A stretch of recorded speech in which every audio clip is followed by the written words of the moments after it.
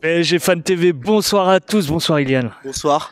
Alors aujourd'hui, il y a eu la 15e journée face à l'AJ Auxerre.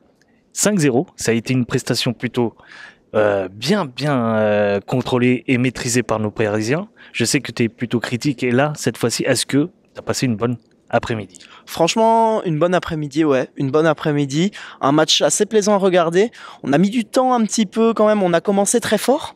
Après, on s'est un petit peu éteint. Et puis finalement, en deuxième période, on a vraiment accéléré.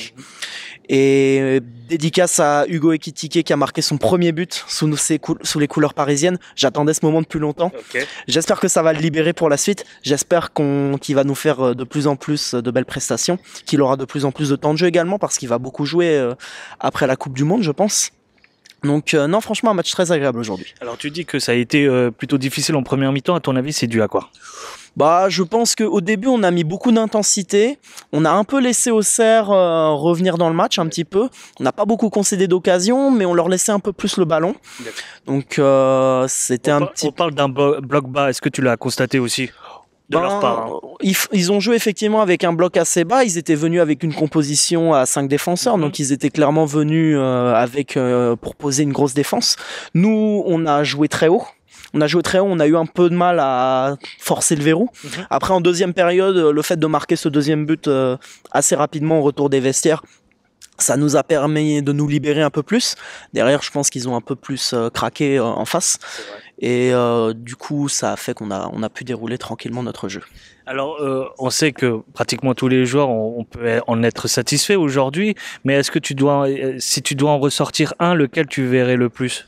En négatif ou en positif? En positif, là. En positif, bien sûr. Franchement, je vais dire Hugo Ekitike parce que j'ai bien aimé son entrée à Hugo Ekitike. J'ai bien aimé le match des trois de devant, Kylian, Neymar et Messi, même s'ils ont été un petit peu en retrait par moment. Okay. La prestation collective était franchement très bonne cet après-midi, donc franchement que du positif à dire pour cet après-midi. C'est plutôt rare parce que habituellement il y a toujours un petit point, mais bon, après c'est le dernier match avant cette grande compétition qui va débuter la semaine prochaine. Alors, si tu dois en sortir un négatif, quel en serait? Un négatif, je dirais plutôt Achraf Hakimi malgré son but. Parce que malgré son but, il a fait quand même des actions qui étaient pas terribles, je trouve. Même si son match n'est pas dégueulasse en soi, je trouve son match est plutôt correct. Mais Achraf Hakimi, ça fait plusieurs matchs déjà qu'il est pas très bon. Faut qu'il se remette un petit peu au travail sur certains trucs. Je trouve que défensivement, il a pas forcément une très très grande sérénité. Dans le rôle de piston qu'il avait lors du système A3, c'était pas forcément l'idéal, je trouve. Dans un système A4, je le trouve mieux, mais il y a quand même beaucoup de difficultés Achraf, et il y a Nordi derrière avec la concurrence, donc fais attention Achraf. Alors certains constatent que les attaques, un peu les phases offensives penchent un peu plus du côté de Nuno Mendes.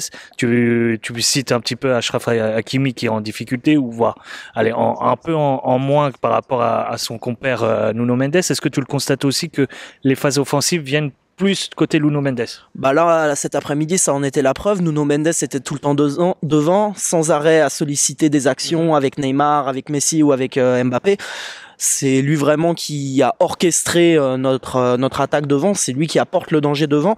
Et ça fait plusieurs fois aussi que je remarque ça, que Nuno Mendes apporte énormément sur le plan offensif. Je trouve très impliqué. Il a été buteur face à la Juve. Ouais. Avec juste après son entrée d'ailleurs, donc très bon coaching de Galtier au passage. Donc je constate que Nuno Mendes apporte plus offensivement que Hakimi par exemple. Alors on termine tout de même premier de ce classement de Ligue 1 avec 5 points de différence avec notre dauphin. Est-ce que pour toi, alors oui, forcément ça sera positif, mais est-ce que tu sens que clairement il y a une évolution par rapport à la saison dernière?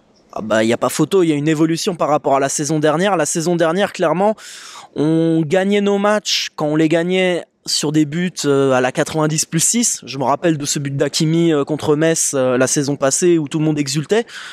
Je trouvais ça un peu voilà. Là, on sent vraiment du changement. On sent vraiment aussi que les changements de Galtier, même s'ils sont des fois un peu tardifs, ils portent leurs fruits. Okay. C'est des changements qui sont percutants. Donc là, le coaching, il change. Avec Galtier, d'ailleurs, j'en profite pour rajouter, on parle enfin football en conférence de presse. Pochettino ne nous parlait jamais de football. Moi, j'ai pas le souvenir en conférence de presse de le voir parler tactique, etc. Galtier nous parle tactique, Galtier nous parle foot. Ces conférences de presse, elles sont intéressantes à suivre quand on lui pose pas des questions à la con sur des chars à voile et compagnie. Mais on parle football avec lui. On trouve aussi que par rapport à la saison dernière, on a plus de sérénité. Plus de sérénité en défense, mais sur les coups de pied arrêtés, c'est assez problématique encore. Faut travailler les coups de pied arrêtés. Surtout que là, on a un tirage en Ligue des Champions qui va être très compliqué face au Bayern Munich. Donc voilà, et le Bayern Munich, c'est clairement l'équipe qui peut nous mettre le plus en difficulté sur les coups de pied arrêtés. Kimmich tire les coups de pied arrêtés au Bayern, il les tire très très bien. Derrière, ils ont des très bons joueurs de tête. Thomas Müller, Gravenberch, Goretzka, De Ligt, pour ne citer que. Mais je pense que quasiment tous les joueurs du Bayern sont de très bons joueurs de tête. Et ils peuvent vraiment nous faire mal sur ces phases-là. Par contre, quand ils montent sur les coups de pied arrêtés, ils laissent beaucoup d'espace derrière eux. Nous, on peut faire les différences avec Kylian Mbappé, notamment grâce à sa vitesse. Donc, ça sera un atout à utiliser. Galtier, si t'écoutes, je te donne des petits conseils. Je pense qu'il l'utilise déjà beaucoup comme ça, Kylian. Il l'utilise beaucoup, effectivement. Mais effectivement, je pense que c'est le point à travailler. C'est pour ça que il y en a, quand je vois des supporters dire ouais, c'est foutu face au Bayern, etc. Non, c'est pas foutu. On peut leur faire mal. On les a déjà éliminés il y a 2 ans. Ouais. On peut leur faire mal. Mais attention quand même parce que c'est une énorme machine de guerre, mais on peut leur faire mal au Bayern Munich. Alors un dernier point avant de terminer cette première phase, on va dire, de championnat. Avant de terminer cette première phase de championnat, on termine premier, on termine invaincu et on termine premier avec 5 points d'avance sur Lens. C'est quand même très positif. On a pu affronter toutes les polémiques diverses qu'il y a pu avoir, les penalty gates, les chars à voile, les ceci, les cela, etc. Franchement, j'ai été très satisfait de voir comment Galtier tenait la baraque PSG par rapport à ça, parce qu'il a vraiment été extrêmement... il a su résister à la tempête, on va dire. Il a eu les mots justes à certains moments.